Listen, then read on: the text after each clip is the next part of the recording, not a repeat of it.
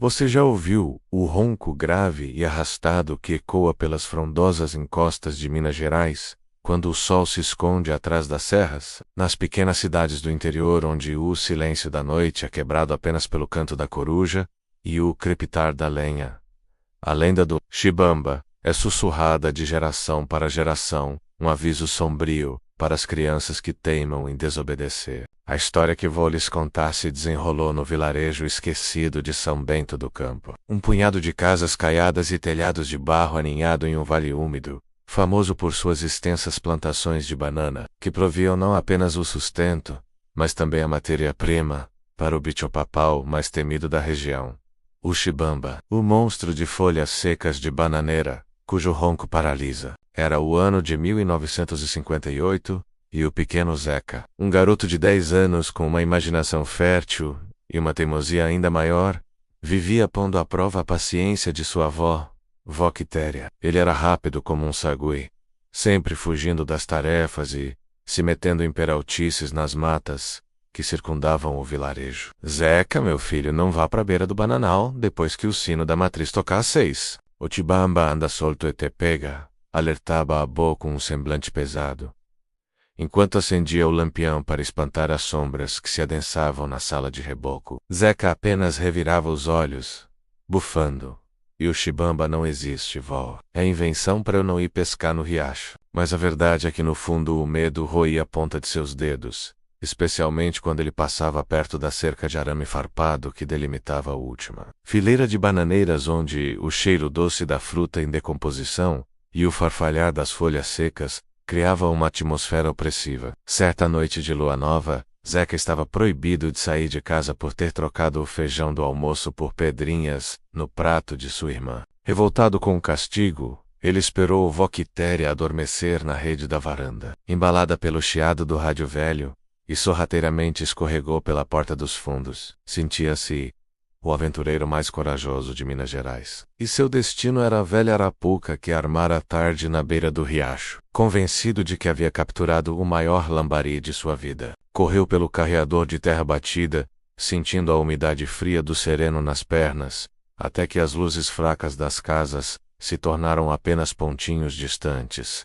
Foi então que ele parou. Um silêncio estranho, mais denso que o da noite, caiu sobre a mata. Até os grilos pareciam ter se calado, e o ar ficou pesado, cheirando a terra molhada e a mofo de palha. De repente, a partir do bananal escuro, que parecia engolir a luz da lua minguante, veio. Não era um rugido, nem um uivo. Era um som gutural, profundo, vibrando no peito, como se 1000 folhas de bananeira estivessem sendo arrastadas por uma força invisível, sobre um chão de cascalho. Ro-HMM e Ro-HMM. O som não vinha de um ponto fixo. Parecia vir de todo o bananal, cercando-o. Zeca sentiu os pelos da nuca se arrepiarem, e um frio paralisante subiu por suas pernas. Tentou correr, mas seus pés estavam grudados na lama, pesados como chumbo. A paralisia não era apenas física, era um terror que se instalava na mente, apagando o pensamento e deixando apenas o instinto.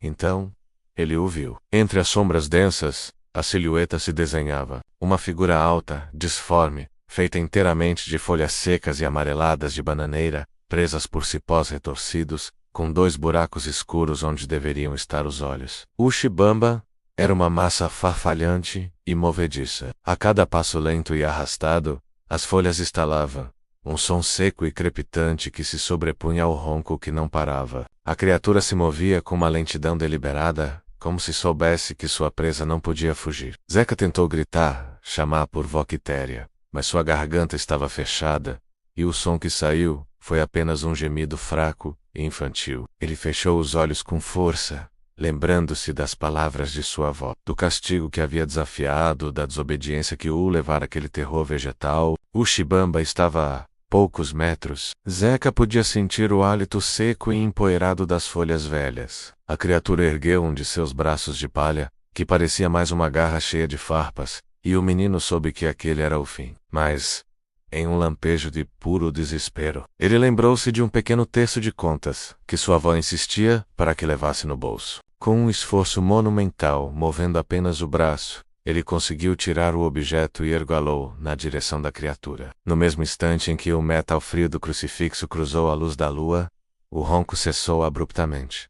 O Shibamba estacou. As folhas que compunham seu corpo começaram a tremer violentamente. E a figura, que antes parecia coesa, começou a desmoronar. Em vez de um grito ou de uma explosão, houve apenas o som de um desmonte. As folhas secas caíram no chão, se dispersando no vento frio da noite, e os cipós se desenrolaram, deixando para trás apenas um monte inofensivo de lixo orgânico. A paralisia de Zeca se desfez instantaneamente. Ele cambaleou para trás, caindo sentado na lama, ofegante, olhou para o monte de palha e sentiu um alívio tão grande que mal conseguiu processar o medo que acabara de passar. Quando finalmente conseguiu se levantar, com as pernas trêmulas, ele correu. Correu sem olhar para trás, de volta para as luzes fracas de São Bento do Campo, para o calor da casa e o cheiro reconfortante da lenha queimada. Chegando em casa, Vó Quitéria estava sentada na varanda, o lampião tremeluzindo ao lado dela, com os olhos fixos na escuridão. Eu sabia que você ia voltar, meu netinho, ela disse,